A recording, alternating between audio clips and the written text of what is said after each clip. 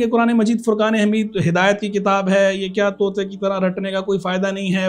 قرآن مجید فرقان حمید ہر سطح پر خیر، برکت اور سعادت کا باعث ہے، رحمت والا ہے قرآن مجید۔ کوئی کہتا ہے سٹیم لے لیں، بھاپ لے لیں، کوئی کہتا ہے نہیں روزے میں نہیں لے سکتے، نہیں لینی چاہیے، بام لگا لی، وکس لگا لی، اس کے اندر ڈال دی، تو ایسی صورت بسم اللہ والحمدللہ والصلاة والسلام علی رسول اللہ۔ اصل جواب لے کر ایک مرتبہ پھر آپ کی خدمت میں حاضر ہیں۔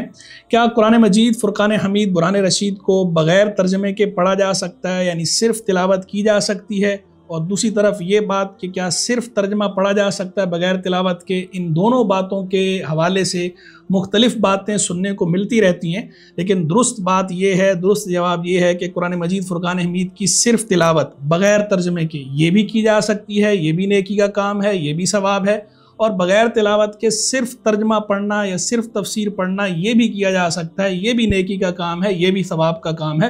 دونوں باتیں اپنی اپنی جگہ پر بالکل ٹھیک ہیں۔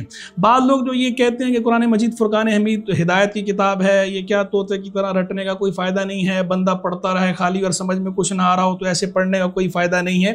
دیکھیں یہ بات غلط ہے کہ ایسے پڑھنے کا فائدہ نہیں ہے، ایسے پڑھنے کا بھی فائدہ ہے۔ قرآن شریف کے ہم پر جو حقوق عائد ہوتے ہیں ان حقوق میں سے مستقل ایک حق ہے تلاوت کرنا، تفکر تدبر کرنا، سمجھنا، وہ بھی حق ہے، وہ اگلی بات ہے، اس کی طرف بھی میں آتا ہوں، لیکن محض تلاوت کرنا اس کو بھی آپ ڈینائی نہیں کر سکتے، یہ نہیں کہہ سکتے کہ یہ نیکی نہیں ہے۔ قرآن مجید فرقان حمید ہر سطح پر خیر، برکت اور سعادت کا باعث ہے، رحمت والا ہے قرآن مجید، اللہ کا کلام، اس کو چھونا بھی برکت والا ہے، ثواب کا کام ہے، اس کو دیکھنا بھی ثواب کا کام ہے، اس کو پڑھنا بھی ثواب کا کام ہے، اور اس کو سمجھنا تو پھر نور علی نور ہے۔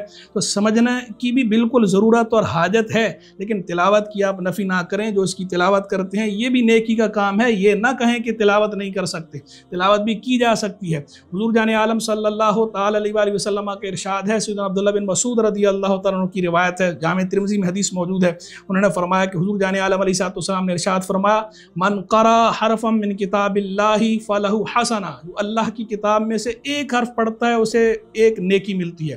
پھر آگے فرمایا والحسنہ بعشر امثالہا، اور یہ ایک نیکی 10 نیکیوں کے برابر ہے۔ پھر فرمایا ولا اقول الف لام میم حرف، میں یہ نہیں کہتا کہ الف لام میم ایک حرف ہے، ولیکن الف حرف و لام حرف و میم حرف، لیکن میں یہ کہتا ہوں کہ الف ایک حرف ہے، لام ایک حرف ہے، میم ایک حرف ہے، یعنی یہ 3 حروف ہو گئے اور 10 نیکیاں، یعنی 30 نیکیاں بن گئیں۔ تو قرآن مجید کی تلاوت کے بھی مستقل فضائل بیان ہوئے ہیں، اس پہ اجر کی بشارتیں آئی ہوئی ہیں، تو قرآن کی تلاوت سے نہیں روکا جا سکتا اور نہ روکنا چاہیے۔ قرآن کی تلاوت کرنا بھی برکت کا باعث، رحمت کا باعث، سعادت کا باعث ہے، یہ بھی نور ہے، یہ بھی نیکی ہے، ضرور کرنی چاہیے۔ جتنا گڑ ڈالیں گے اتنا میٹھا، جتنی تلاوت کریں اتنا اچھا ہی ہے۔ اب آ جائیں دوسرے پہلو کی طرف کہ ہاں ٹھیک ہے، اس کو تفکر اور تدبر کی بھی حاجت ہے کہ ہمیں پتہ چلے کہ اللہ تبارک و تعالی ہم سے فرما کیا رہا ہے، تاکہ اس کے مطابق ہم عمل کریں، پھر اس کو اپنی زندگیوں میں نافذ کریں، کیونکہ یہ ضابطہ حیات ہے، پوری زندگی کے اندر ہمیں رہنمائی فراہم کرتا ہے ہر شعبے کے بارے میں۔ تو وہ تبھی پتہ چلے گا جب ہم اسے سمجھنے کی کوشش کریں گے، ترجمہ اور تفسیر کے ساتھ پڑھیں گے۔ اس کی اپنی ایک اہمیت ہے، اپنی ایک سگنیفیکنس ہے، امپورٹنس ہے، اس کا انکار نہیں کیا جا سکتا، اس کا ڈینائل بھی نہیں ہے، یہ ضرور کرنا چاہیے، لیکن نہ تو تلاوت کی نفی کی جائے، نہ تفکر اور تدبر کی نفی کی جائے۔ تلاوت اپنی جگہ ٹھیک ہے، اور تلاوت کے ساتھ ساتھ تفکر اور تدبر کرنا یہ بھی خود قرآن مجید فرقان حمید کا ہم پر حق ہے، ہم سے شریعت کا مطالبہ ہے، یہ بھی ہم نے کرنا ہے۔ اب آ جائیے اس کے اندر ایک اور پہلو کی طرف، ایک ہے قرآن مجید فرقان حمید کا پڑھنا۔ بعض لوگ کہتے ہیں کہ جناب ترجمے کے ساتھ قرآن نہیں پڑھنا چاہیے، اگر ترجمے کے ساتھ قرآن پڑھیں گے تو گمراہ ہو جائیں گے۔ بعض دوسرے کہتے ہیں کہ جناب یہ علماء حضرات منع کرتے ہیں ترجمے کے ساتھ قرآن پڑھنے سے۔ دیکھیں یہ دونوں باتیں اپنی اپنی جگہ غلط ہیں، ایسا نہیں ہے کہ ترجمے کے ساتھ قرآن نہیں پڑھنا چاہیے، عوام کو بھی ترجمہ اور تفسیر کے ساتھ قرآن پڑھنا چاہیے۔ قرآن اول تو بہتر یہ کہ بندہ خود عربی سیکھے تاکہ اسے پتہ چلے کہ اللہ مجھ سے کیا بات فرما رہے ہیں، لیکن اگر کوئی عربی نہیں سیکھتا تو اپنی زبان میں اس کا ترجمہ ضرور پڑھے قرآن مجید فرقان حمید کا۔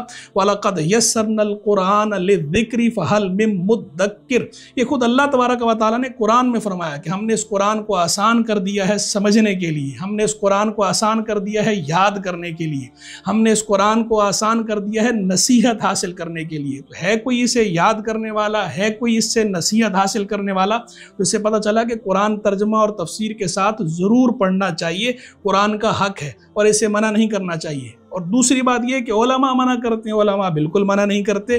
कोई भी ये नहीं कहता कि कुरान तर्जमे के साथ नहीं पढ़ना चाहिए, और कोई अगर कहता है तो गलत करता है। कुरान तर्जमे के साथ पढ़ने से किसी को नहीं रोका जाएगा। हाँ, एक अगला मरहला ये है कि आप जब मुबल्लिग बनने की कोशिश करते हैं, मुफस्सिर बनने की कोशिश करते हैं, इस कुरान से अहकाम अखज़ करने की, फ़िक़ही इस्तिदलाल की कोशिश करते हैं, तो देखिए उसके लिए फिर एक मेरिट है। लिकुल्ल फ़न रिजाल, हर फ़न के लिए रिजाल होते हैं, आदमी होते हैं जिसका काम उसी को साझे। पूरा एक डेकोरम है, आपको पता होना चाहिए नासिख मनसूख क्या है, आम क्या है, ख़ास क्या है, मुश्तरक क्या है, मुअव्वल क्या है, ज़ाहिर, नस, मुफस्सर, मुहकम, मुश्किल, मुजमल, खफ़ी, मुतशाबे, फिर दलालतुन्नस, इबारतुन्नस, इशारतुन्नस, इक़्तिज़ाउन्नस, ये पूरी टेक्निकल अभास हैं। इन चीज़ों की समझ होना ज़रूरी है कुरान से इस्तिदलाल करने के लिए। तो अगर कोई बंदा कुरान की तफसीर करना चाहता है, मुफस्सिर बनना चाहता है, इससे अहकाम का इस्तिदलाल और इस्तिंबात करना चाहता है, तो वो तो ज़ाहिर बात है उसके लिए आलिम होना ज़रूरी है, ये गैर आलिम का काम नहीं। ऐसा नहीं कि कोई भी उठ के जो है, जिसे अरबी भी ना आती हो, ना ही इन बुनियादी बातों की मारिफत हो, और वो तफसीर करना शुरू कर दे खुद ही। इसकी इजाज़त बहरहाल नहीं है, और इससे उलमा मना करते हैं आम आदमी को। लेकिन जहाँ तक खुद पढ़ना है, समझना है अल्लाह मुझसे क्या फरमा रहा है, इबरत हासिल करनी है, नसीहत हासिल करनी है, इससे कोई आलिम मना नहीं करता, और ना इससे मना करने का किसी को हक है। हर आदमी को इसकी तिलावत करनी चाहिए और तर्जुमा और तफसीर भी पढ़ना चाहिए। रोज़े में स्टीम के हवाले से कुछ गलत फहमियाँ पाई जाती हैं। रमज़ान शरीफ में कभी तबीयत ख़राब हो जाती है, नाक बंद हो जाती है, तो अब कोई कहता है स्टीम ले लें, भाप ले लें, कोई कहता है नहीं रोज़े में नहीं ले सकते, नहीं लेनी चाहिए। दुरुस्त बात क्या है? असल जवाब यह है कि रोज़े में स्टीम या भाप नहीं ले सकते, क्योंकि जब स्टीम या भाप लेते हैं तो इसमें पानी बुखारात बनकर हमारे नाक के ज़रिए दिमाग में चला जाता है। तो नाक मनफज़ है, अलफ़ित्रु मिम्मा दाखला, उस चीज़ से रोज़ा टूट जाता है जो मनफज़ के ज़रिए हमारे मैदा, जौफ़े मैदा या दिमाग तक चली जाए। तो चूँकि इस सूरत में पानी बुखारात बनकर अंदर जाता है नाक के ज़रिए, इसलिए इस सूरत में रोज़ा टूट जाता है। तो रोज़े की हालत में स्टीम या भाप नहीं लेनी चाहिए। क्या रोज़े की हालत में बाम लगा सकते हैं, विक्स लगा सकते हैं, इसकी इजाज़त है या नहीं? देखें, इसमें कुछ सूरतों में इजाज़त है, कुछ सूरतों में इजाज़त नहीं है। दो सूरतें ऐसी हैं जिनमें रोज़ा टूट जाता है, दो सूरतें ऐसी हैं जिनमें रोज़ा नहीं टूटता। रोज़ा टूटने की सूरत यह है कि कोई स्टीम ले ले, भाप ले ले, पानी की स्टीम ले रहा है, भाप ले रहा है, उसमें उसने बाम लगा ली, विक्स लगा ली, उसके अंदर डाल दी, तो ऐसी सूरत में वो भाप लेने से, वो स्टीम लेने से रोज़ा टूट जाएगा। दूसरी सूरत यह है कि किसी ने नाक के अंदर लगाई विक्स, नाक के अंदर बाम लगा ली और वो उसके अज्जा या तो हलक के ज़रिए अंदर चले गए या फिर जो है दिमाग तक चले गए, ऐसी सूरत में रोज़ा टूट जाएगा। ये दो सूरतें रोज़ा टूटने की हैं। बाकी अगर जो है नाक के ऊपर लगाई है, पेशानी पे लगाई है, गले पे लगाई है, ऐसी सूरत में रोज़े पर कोई असर नहीं पड़ता, रोज़ा नहीं टूटता। और एक चौथी सूरत ये है कि विक्स या बाम जो है नाक के अंदर नथनों में नहीं लगाई, सिर्फ नाक के करीब करके सूंघिए। तो अगर नाक के करीब करके सिर्फ सूंघ रहे हैं या सिर्फ नाक की नोक पे लगाई है, अंदर की तरफ नहीं लगाई, तो ऐसी सूरत में रोज़ा नहीं टूटता, क्योंकि इस सूरत में इसका हुक्म खुशबू सूंघने की तरह होता है कि जैसे खुशबू सूंघने से रोज़ा नहीं टूटता, तो ऐसे ही विक्स को, बाम को सूंघने से भी रोज़ा नहीं टूटता। व आखिरु दावाना अनिल हम्दुलिल्लाहि रब्बिल आलमीन।